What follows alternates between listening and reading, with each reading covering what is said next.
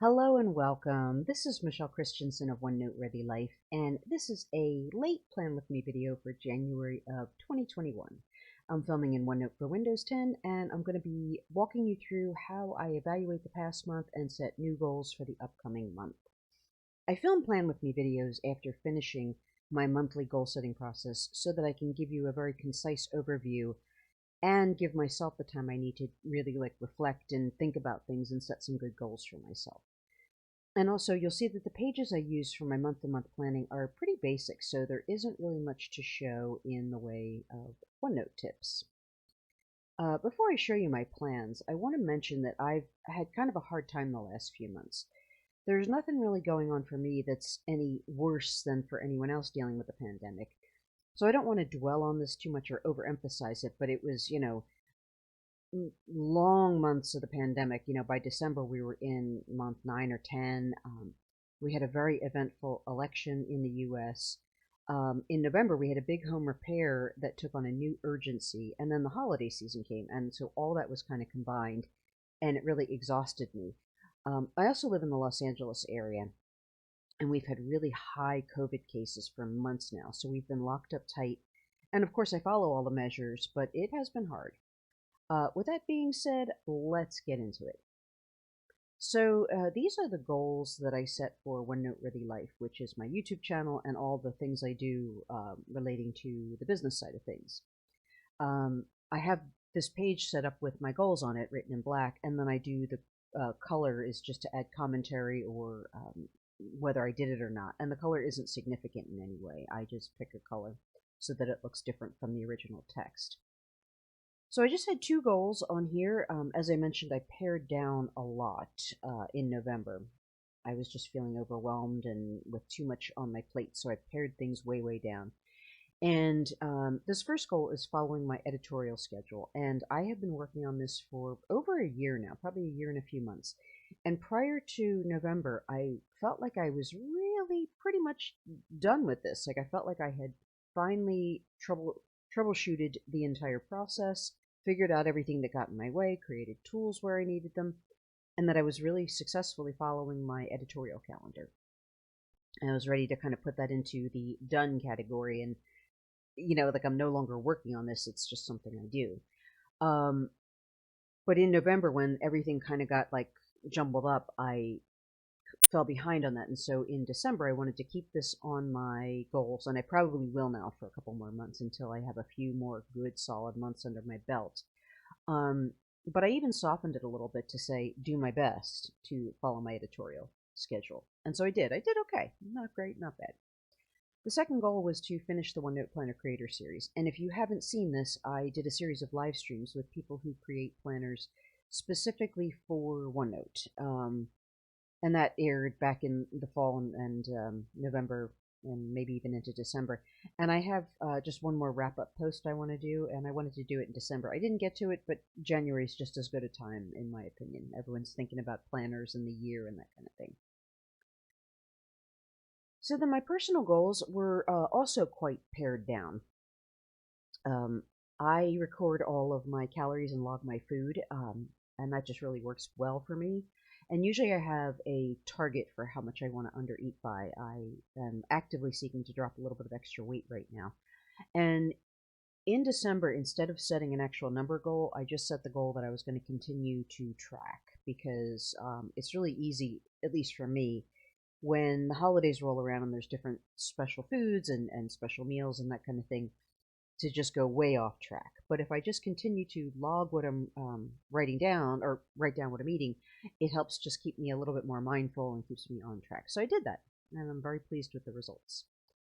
The second goal is my sewer repair, and this has been an ongoing thing, and it was in November that we suddenly had to make this repair urgently.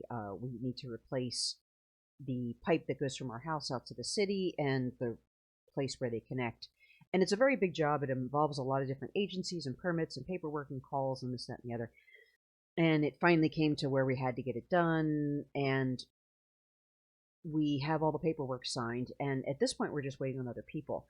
And so in December, my goal was to just never be the holdup, like never be the bottleneck or never be the one holding the project up. And I definitely did that.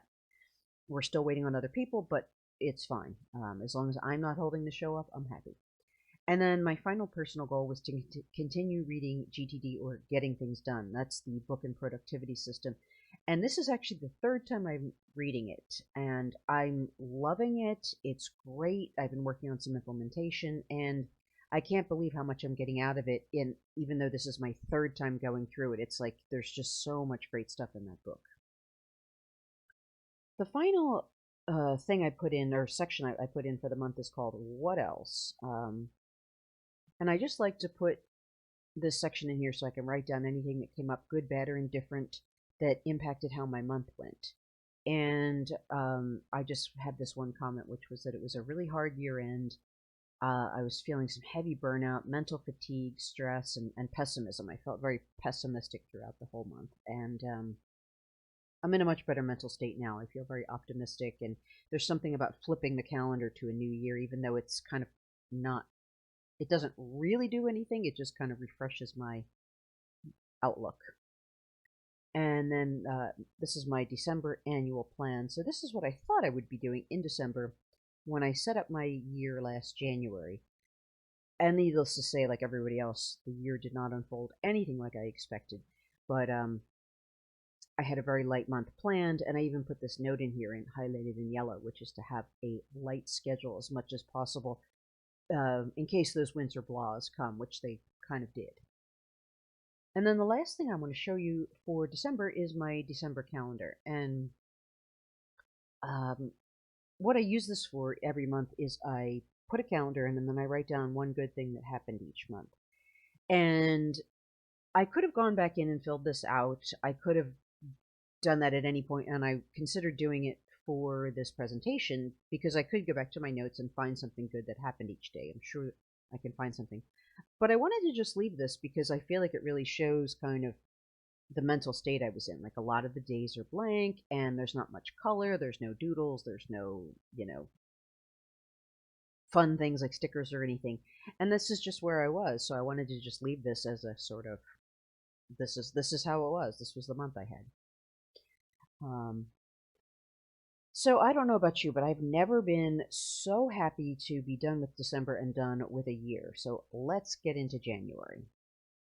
So the first thing I have here is my January annual plan, and I do like this very simple annual plan. It just has like the big dates and kind of the big rocks for the year in it.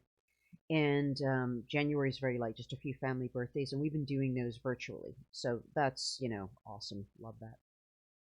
My goals for One Noteworthy Life, I'm just going to mention this quickly because they're pretty much the same as they were in December. I want to follow my editorial schedule, and I want to get that final post in the Planner Creator series done. Ditto for my January personal goals. They're pretty much the same as they were in December.